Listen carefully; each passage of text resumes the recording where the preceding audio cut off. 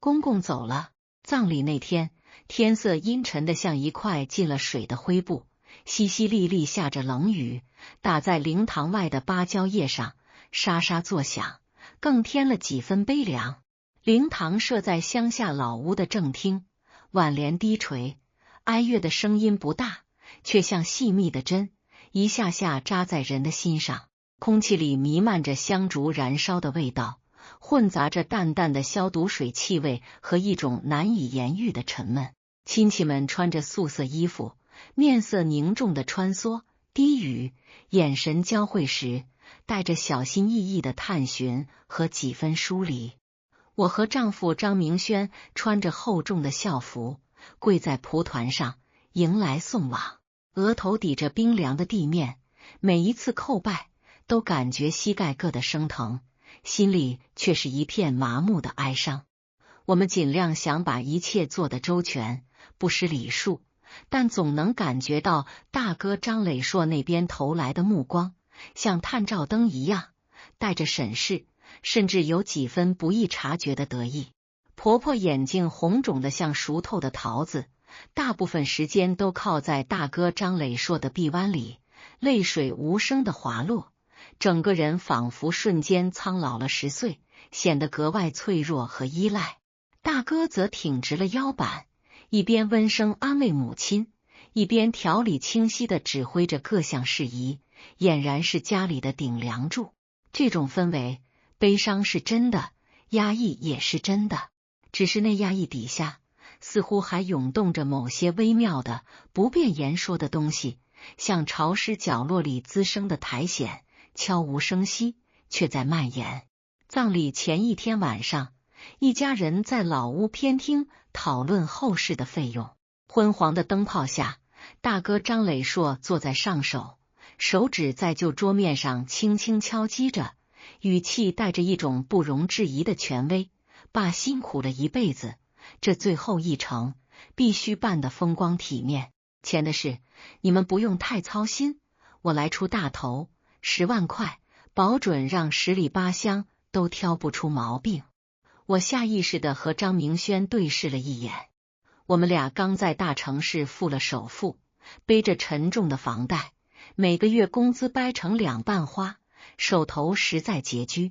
张明轩嘴唇动了动，声音低得几乎听不见，哥，我们最近手头确实有点紧。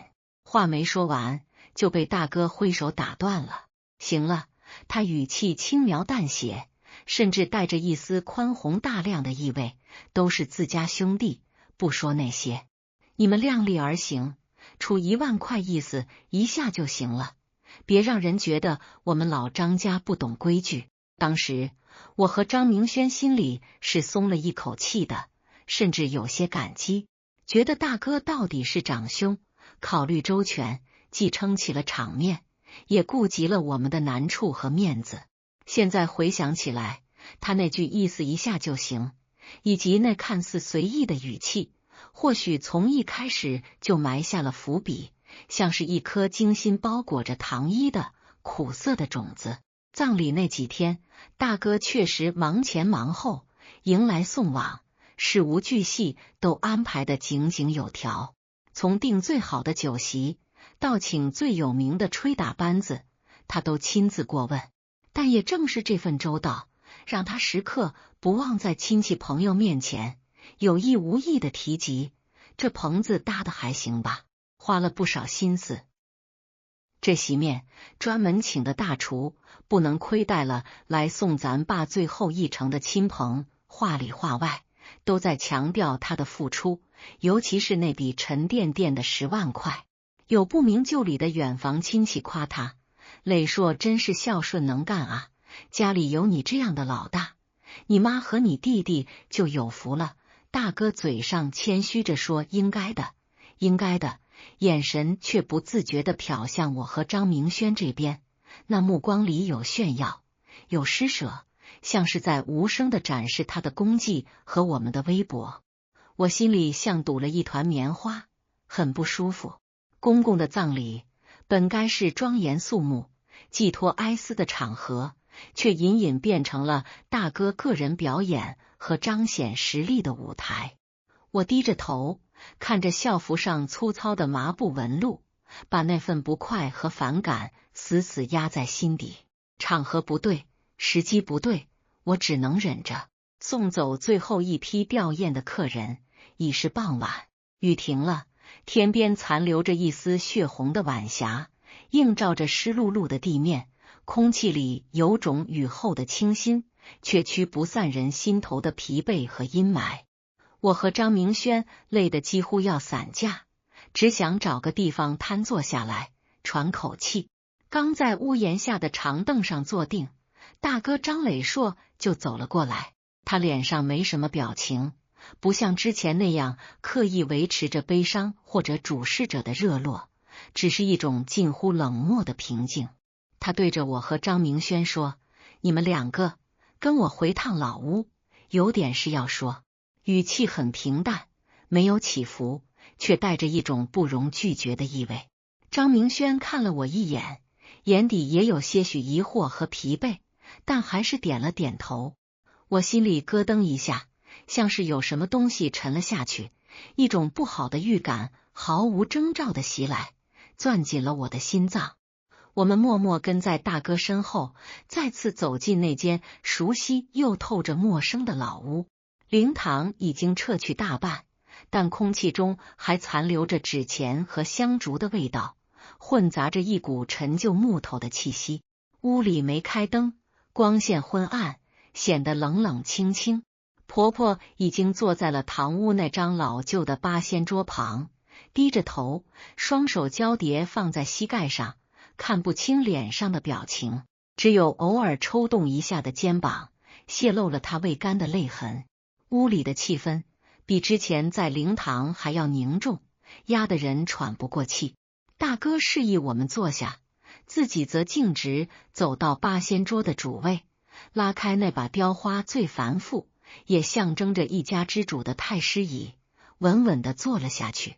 他整理了一下自己的衣襟，动作从容，仿佛接下来要主持的不是一场家庭内部的谈话，而是一场关乎利益分割的重要会议。我的心彻底沉了下去，该来的终究还是来了。人家演的是长兄如父，我当时还真以为是家庭温情剧，看得差点热泪盈眶。谁知道呢，葬礼的哀乐还没散尽，人家直接就上演了图穷匕现的戏码。是我太天真，还是人家演技太高深？大哥清了清嗓子，打破了令人窒息的沉默。他目光扫过我和张明轩，声音不高，却字字清晰。爸这事忙完了，总共花费零零总总加起来，我这里垫了10万。你们呢？出了1万。这笔账，我觉得咱们还是得说道说道，算清楚。我和张明轩都愣住了。我几乎不敢相信自己的耳朵，葬礼刚结束，尸骨未寒，他竟然如此迫不及待的要算账。张明轩脸上血色褪尽，嘴唇翕动，想开口：“哥，当时不是说我们量力而行，你多担待。”大哥抬起手，一个不容置疑的手势，再次打断了张明轩。当时是当时，现在是现在。他语气平淡，却带着一种居高临下的审判意味。我出钱多，是尽了长子的本分，但亲兄弟明算账，权利和义务总得对等吧。他不知道从哪里摸出了一个小本子和一支笔，像模像样地摊在桌面上，开始慢条斯理的算账。把住院后期用的进口药，请的护工，这是一笔；葬礼搭棚子，请乐队，订酒席，买墓地，这又是一大笔。还有这几天的人情往来，我垫付的礼金，他一项项念着，时不时用笔敲敲本子，似乎每一个数字都经过了精确计算。念完一长串，他抬起头，意有所指地看向我们，嘴角勾起一抹机不可察的冷笑。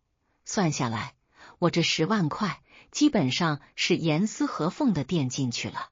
至于你们那1万块，说句不好听的，连个水花都听不见，零头都不够。这话像一记耳光，扇在我和张明轩的脸上，火辣辣的疼，屈辱感瞬间涌上心头。我们是钱出的少，可那是我们的全部积蓄掏空后才凑出来的，他怎么能用这种方式来衡量和贬低？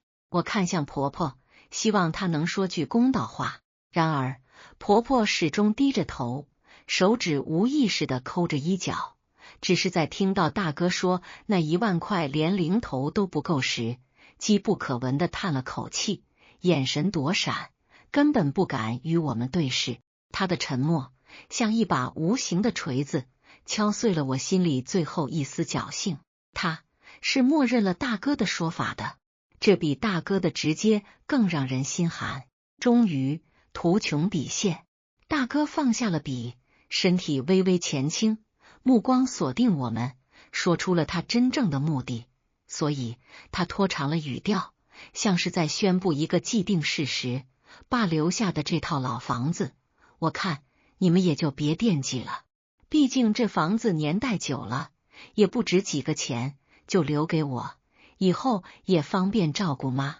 他顿了顿，似乎觉得这个理由还不够充分，又补充道，语气带着一种施舍般的通情达理，以后妈主要由我来照顾，鞍前马后我来，你们呢，也别说不管，就负责妈每个月1半的生活费和全部的医药费吧，这样也算尽孝了。他嘴角微微上扬，似乎对自己的安排很满意，毕竟我这10万块的孝心是实打实花出去了，你们总不能既不出大力，不出大钱，到头来还想占便宜，分房子吧。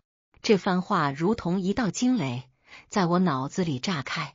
老房子是公公的名字，是婚前财产，按照法律是属于公共的遗产，理应由所有法定继承人，包括婆婆、大哥和张明轩共同继承。赡养母亲更是每个子女应尽的法定义务，怎么能和他出的那10万块葬礼费挂钩，还如此不公平的分配？这根本不是商量，是赤裸裸的掠夺和算计。我气得浑身发抖，胸口剧烈起伏，之前强压下去的委屈和愤怒，此刻像火山一样喷发出来。我猛地站起身，椅子腿在粗糙的水泥地上划出刺耳的声响。大哥，话不是这么说的。我的声音因为激动而有些尖锐。我们是钱出的少，但那是我们目前的实际情况。我们没说过不孝顺，没说过不管妈，赡养妈是我们的义务，我们认。可房子是爸留下的遗产，凭什么我们不能惦记？这跟葬礼花了多少钱完全是两码事。张明轩也急了，他拉了拉我的胳膊，示意我冷静，然后转向他哥，试图讲道理。哥，你听我说，我们不是那个意思，我们没说不管妈，房子也是爸留给我们的念想，我们念想。大哥冷笑一声，打断了张明轩，眼神轻蔑地扫过我们。1万块钱的念想值几个钱？张明轩，刘威，他直呼我们的名字，语气冰冷。做人要知足，要懂得感恩，别太贪心了，想着不属于自己的东西没好处。什么叫不属于我们的东西？我彻底被激怒了。法律规定我们有继承权。什么叫贪心？我看贪心的是你吧，拿葬礼的钱说是逼我们放弃遗产，还想把赡养责任大部分推给我们，这算盘打得真精啊！争吵瞬间升级，大哥被戳中了痛处，也恼羞成怒起来，开始口不择言的翻旧账。我贪心？我为了这个家付出多少？爸生病这几年，主要是谁在床前伺候？你们1年到头回来几次？每次回来带了多少东西？现在爸走了，你们就跳出来争房子了。他甚至把矛头指向我。还有你，刘威，嫁到我们张家，就该一心向着张家，别老是胳膊肘往外拐，撺掇张明轩跟我争。污秽的指责像脏水一样泼过来，我气得眼前发黑。张明轩夹在我和他哥中间，脸色由红转白，再由白转青。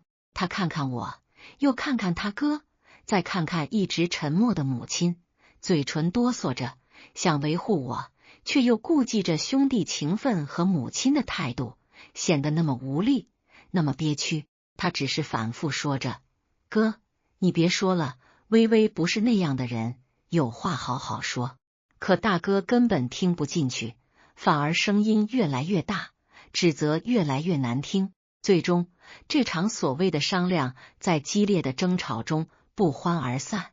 大哥站起来，居高临下的看着我们，撂下狠话：“话我今天就撂这儿了，房子没你们的份，妈的赡养费一分不能少，你们自己回去好好掂量掂量，别逼我做得更难看。”我和张明轩再也无法忍受，几乎是夺门而出。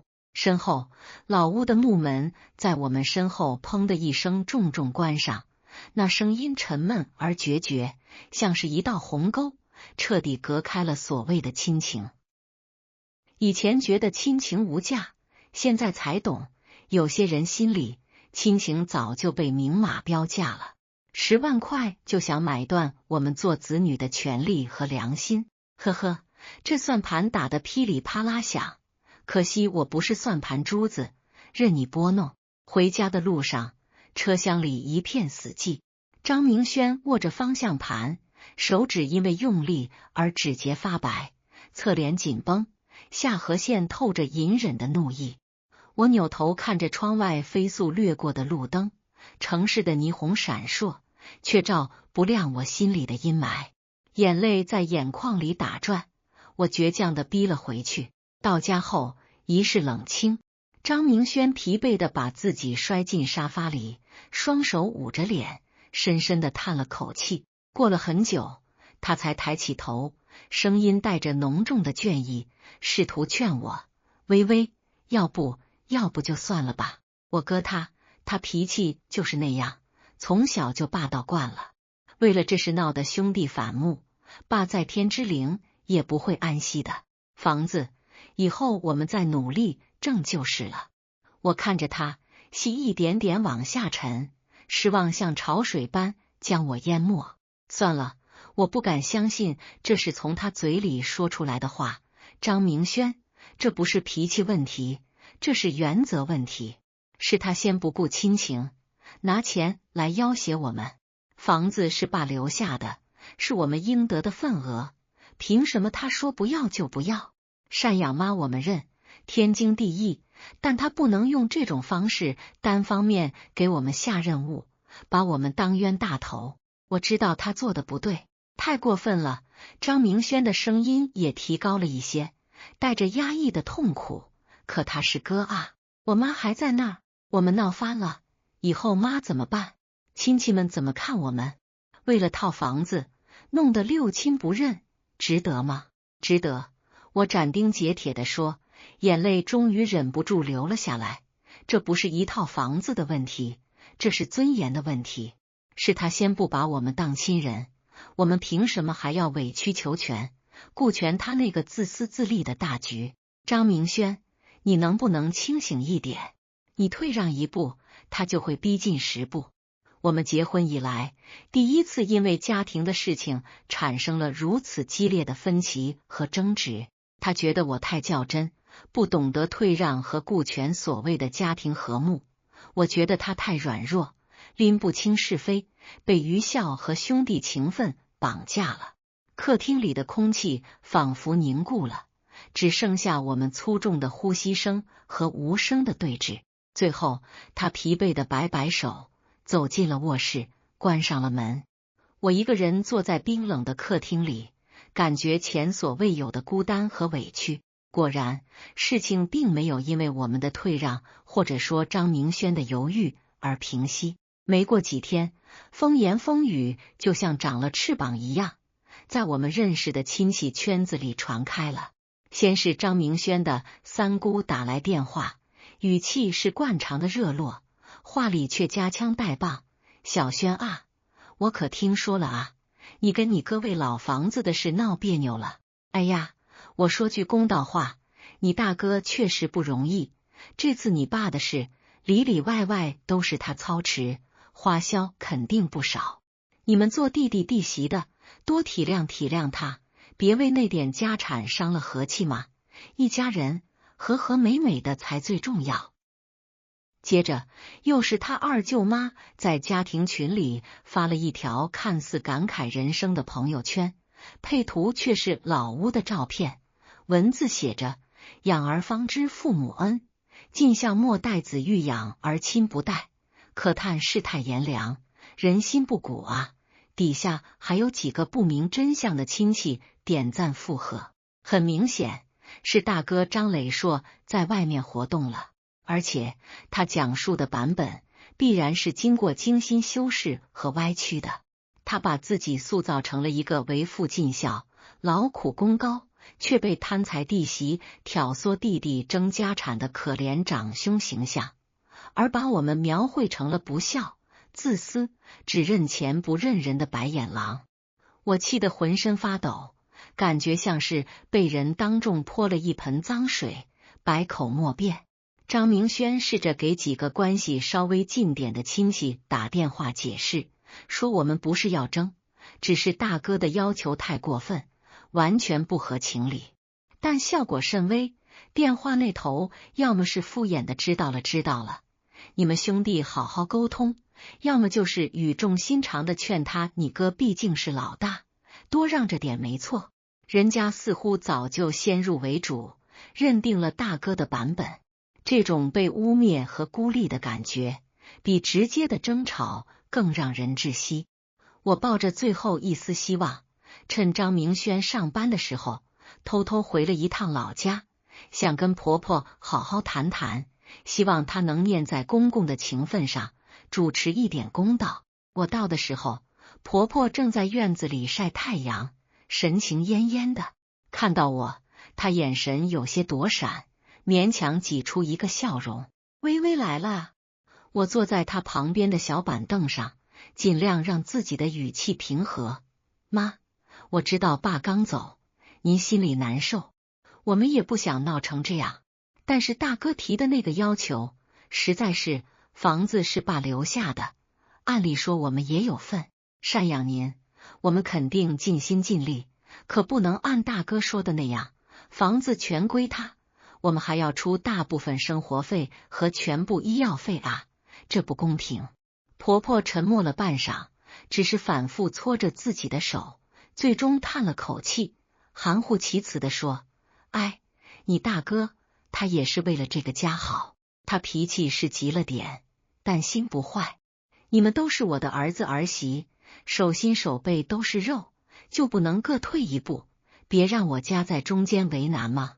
见我没有接话，他又试探着说：再说了，你大哥毕竟是老大，以后这个家里里外外还得靠他撑着，你们年轻人路还长着呢，以后日子肯定比我们好过。那套老房子说实话也不值几个钱，就当让你哥留个念想吧。听到这话，我彻底心寒了。原来在他心里，所谓的手心手背都是肉是假的，偏袒大儿子才是真的。在他看来，我们年轻就活该吃亏，就活该为了所谓的家庭和睦牺牲自己的合法权益。他的和稀泥，他的偏袒，比大哥的直接算计更像一把钝刀子，割得我心头发疼。看来指望他是完全没戏了。我站起身，什么也没再说，默默地离开了老屋。背后是婆婆欲言又止的叹息和躲闪的目光。从那天起，大哥更是变本加厉。他以方便照顾母亲为由，彻底占据了老屋，甚至换了门锁。我们偶尔想回去看看婆婆，还得提前给她打电话预约。她若心情不好，就直接说妈睡了，或者妈今天不舒服，不想见人。她还在家族群里时不时的发一些意有所指的孝道鸡汤文，或者晒出自己给婆婆炖汤、陪婆婆散步的照片，配文诸如子欲养而亲还在，是最大的福气。再苦再累，只要妈好，一切都值。这些表演，明眼人都看得出来是做给我们看的，是在持续不断的给我们施加舆论压力，将我们钉在不孝的耻辱柱上。张明轩看着手机屏幕上大哥精心发布的孝子日常，脸色越来越沉，手指紧紧攥着手机，骨节泛白。他不是傻子，一次两次可以说是误会，但这么长时间，这么密集的表演和打压，他终于彻底看清了，他哥不是在闹小孩子脾气，是真的在用舆论、用亲情、用对母亲的控制权来绑架和逼迫我们屈服。那种被至亲算计和排挤的痛苦，让他一直以来试图维持的兄弟情分和对母亲的顾虑开始土崩瓦解。那天晚上，张明轩没有像往常一样沉默，或者试图劝我息事宁人。他坐在我对面，眼睛里是前所未有的清明和决绝。他握住我的手，声音低沉却异常坚定：微微，对不起，之前是我太软弱了，太顾虑了，让你受委屈了。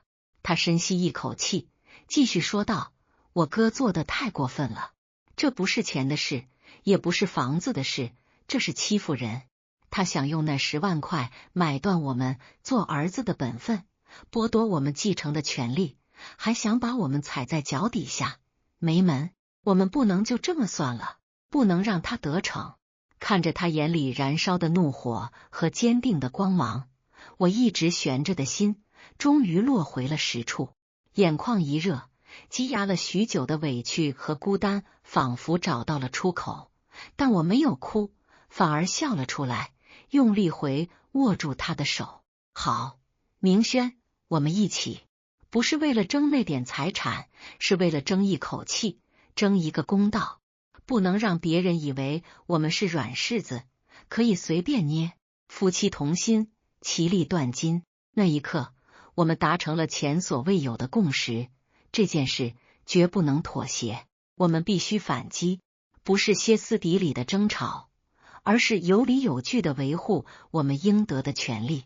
软的怕硬的，硬的怕横的，横的怕不要命的。不，现在是讲证据的年代。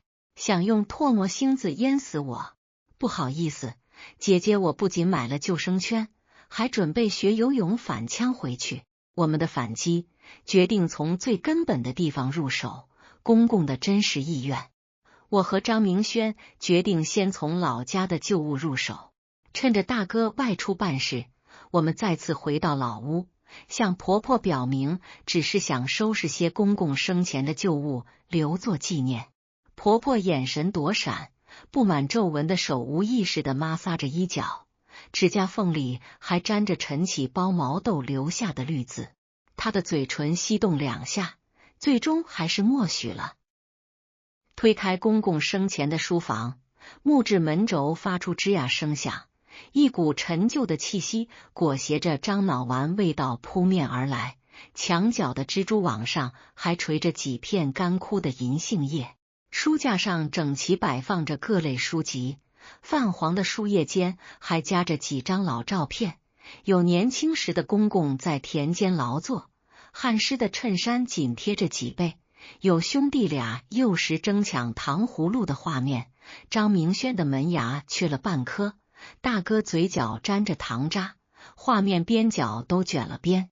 张明轩小心翼翼地翻找着，指腹拂过每本书的书籍，突然在一本厚重的《资治通鉴》里发现了一个泛黄的信封，打开一看，竟是公公生前手写的遗嘱草稿，字迹苍劲有力，虽然没有正式公证，但内容明确，老房子由兄弟俩各继承一半，存款留给婆婆养老。我们对视一眼，眼中满是惊喜与不敢置信，可冷静下来后又被担忧笼罩。大哥一向强势，仅凭这份草稿恐怕难以让他信服，而且婆婆此前态度暧昧，万一她偏向大哥，否认这份遗嘱的真实性，我们依然会陷入被动。正当我们一筹莫展时，我突然想起公公生前有记日记的习惯。如果能找到公公的日记本，或许能从中找到更多有力的证据。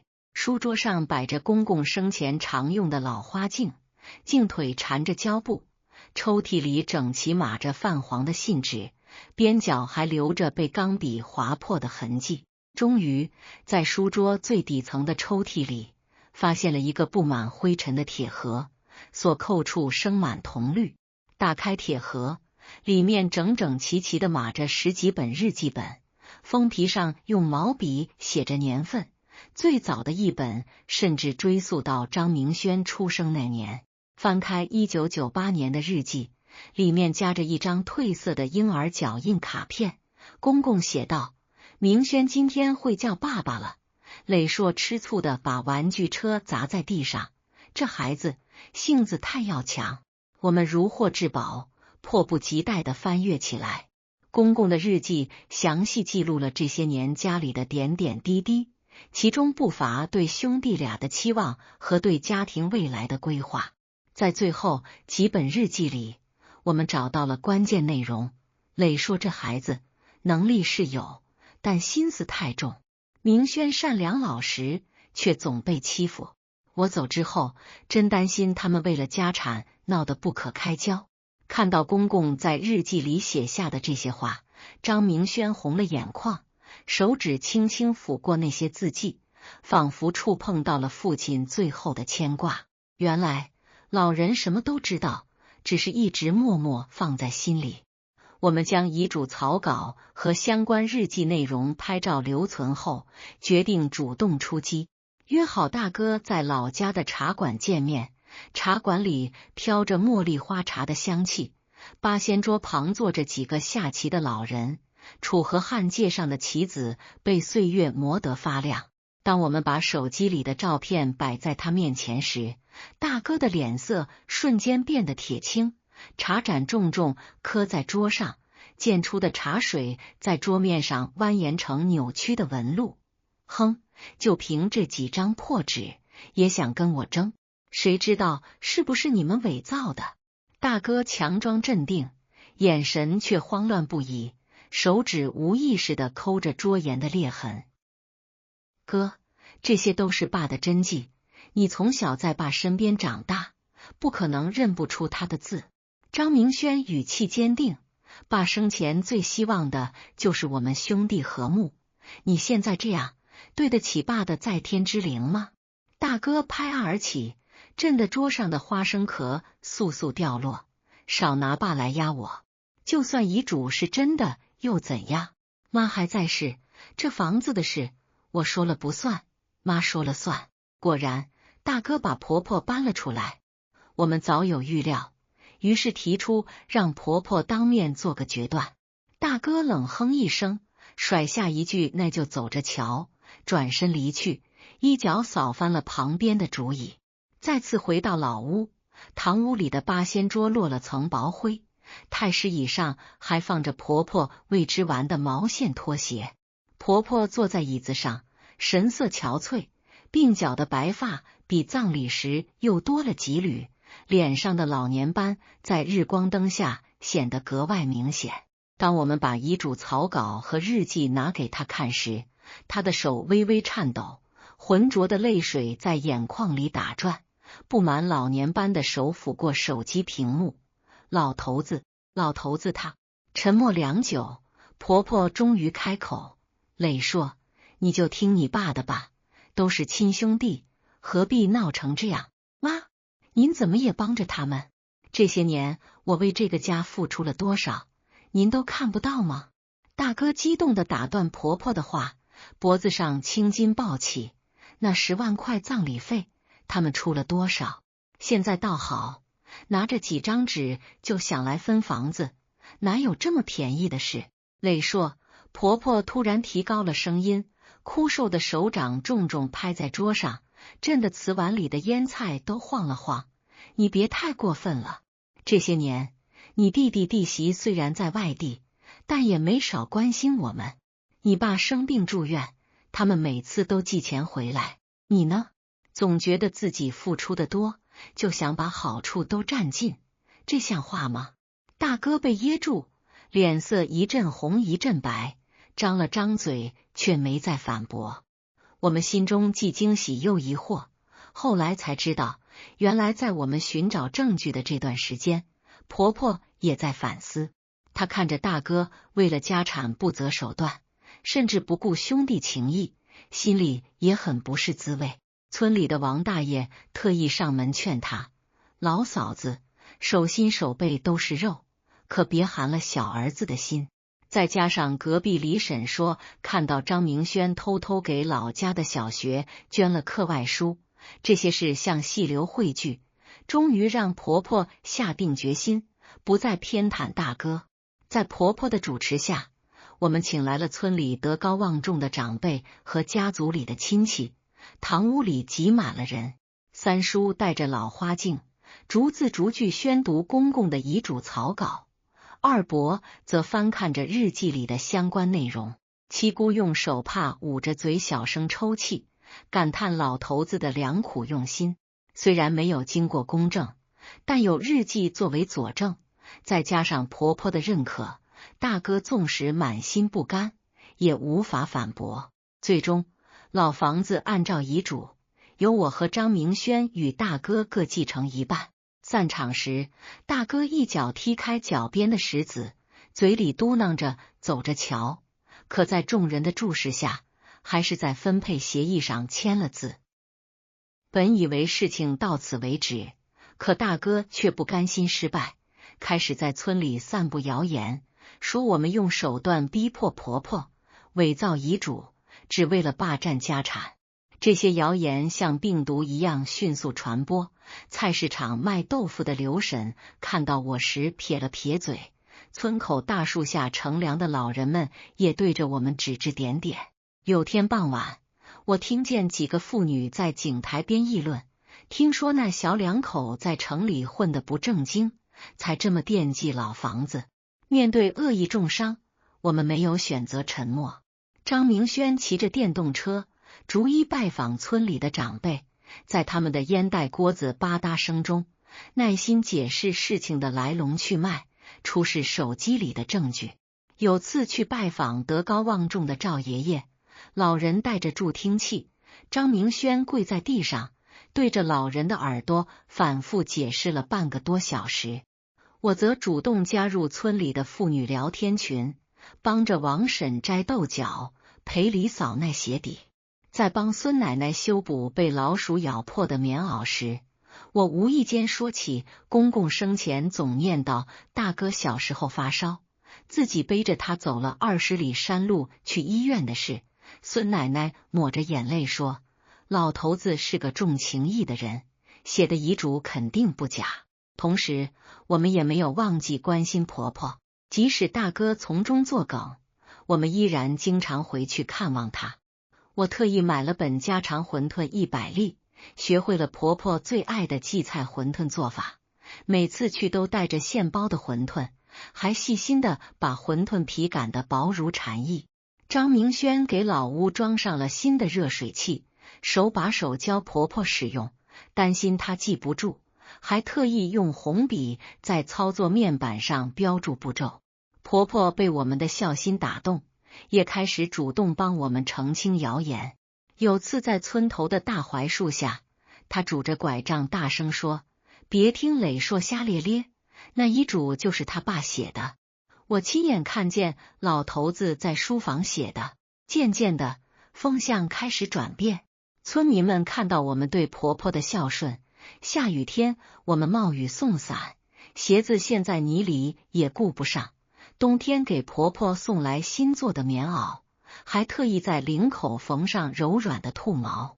也看到大哥的斤斤计较，他把老屋门前的公共菜地圈起来种韭菜，用带刺的铁丝网围着，还因为邻居家的鸡踩了他的菜苗破口大骂。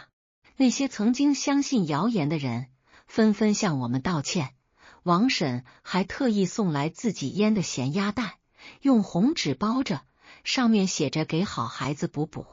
大哥见谣言没有起到作用，又想出了新的招数。他故意在老屋门口堆放杂物，废旧的自行车、发霉的木板堆得比人还高，不仅堵塞通道，还引来蚊虫。到了半夜，他还故意敲打铁皮桶，哐哐的声音在寂静的村子里格外刺耳。有次邻居张奶奶心脏病差点发作，他儿子怒气冲冲地找上门，却被大哥拿着扫帚赶走。邻居们不堪其扰，纷纷向我们抱怨。这一次，我们直接报了警。警察来到现场，看着满地狼藉，直摇头，对大哥进行了严肃的警告和教育。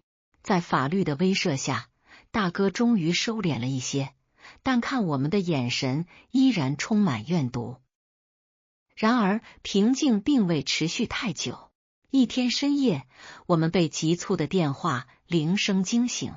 电话那头，邻居气喘吁吁地说：“快来，你大哥被人堵在村口了。”我们驱车赶到时，只见债主们举着欠条，开着破旧的面包车闯进村里，车灯照亮了大哥苍白的脸。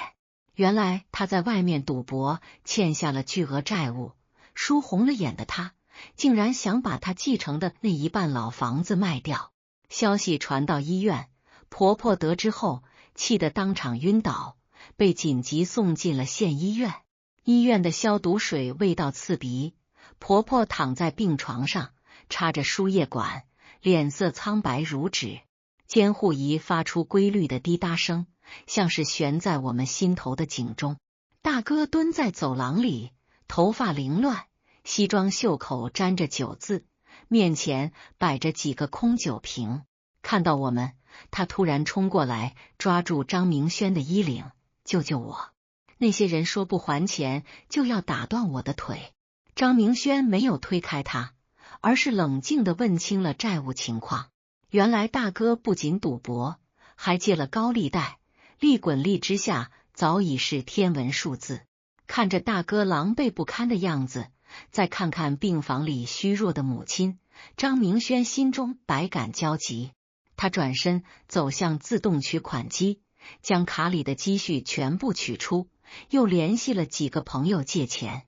最终，张明轩决定主动帮大哥偿还了一部分债务，但前提是大哥必须彻底放弃对老房子的执念，不再折腾。大哥一开始还想讨价还价，可债主们的叫骂声从楼梯口传来，夹杂着威胁的话语。他终于崩溃地跪在地上，抱着张明轩的腿痛哭流涕：“我错了，我真的错了，我对不起爸妈，对不起你们。”泪水混着鼻涕滴在医院的瓷砖上，晕开一片水渍。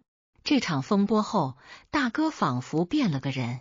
他戒了赌，把头发剪得短短的，开始跟着村里的装修队干活。每天天不亮就扛着工具出门，晚上浑身沾满水泥灰才回来。我们把老房子重新装修了一番，将它改造成了一个温馨的民宿。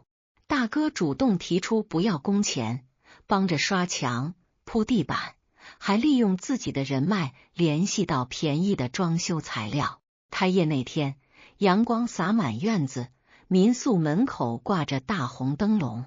大哥系着围裙，热情地给游客介绍房间，额头上的汗水在阳光下闪闪发亮。他特意把自己亲手制作的木雕摆件放在每个房间，上面刻着家和万事兴。有个游客问他：“这手艺不错啊，以前学过？”大哥笑着说：“跟我爸学的，他年轻时是个木匠。”每到节假日，民宿里都挤满了游客。孩子们在院子里追逐嬉戏，在沙坑里堆城堡，老人们坐在葡萄架下喝茶聊天，听大哥讲村里的老故事。民宿的留言本上写满了好评，第一次感受到乡村的温暖，老板一家太热情了。看着人来人往的热闹场景，看着大哥忙碌的身影，看着婆婆脸上幸福的笑容，我知道所有的努力和坚持都是值得的。